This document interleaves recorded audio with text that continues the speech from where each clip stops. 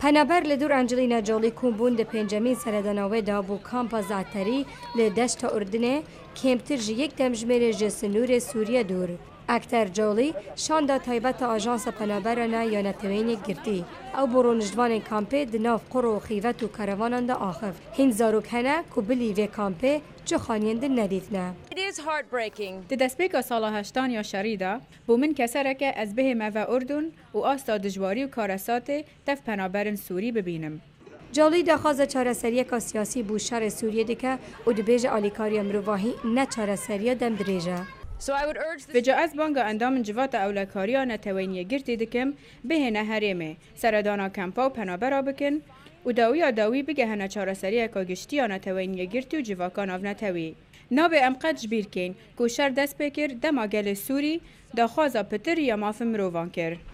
نزدیکی 660,000 پنابر سوریه تومارکری لأردنه هنه لواهیا هنده دی هبن که نهاتینه تومار کرن. هندک جوان لکامپا زعتری دجین لی هنکندن لجوات سراسر اردنه هاتنه بلاف کرن. لروژه که یا سردان سروک آلمانیا فرانک والتر ستاینمایر وی جبو ورگرتنا پنابرم پسنا اردنه دا. به خوشحال بوم و گریایم جبر کو افجی دلیوکه بو خدمتکرنا ولات یکو چندین سالین بوری پنابرن ج فلسطینی گلک پنابر ج عراق پشتی سال 2030 و ج سال 2011 ور به 100,000 پنابرن ج سوریه قبول کرنه. ستاینمایر گوت اردن ولات 10 میلیون کسان جبو ورگرتنا پنابرم پدوی آلیکاریانه. آلمانی آلیکاریا مروواهی لأردنه جه 600 میلیون دلاره بو 740 میلیون دلاره لسال 2017 زیده تر کرد.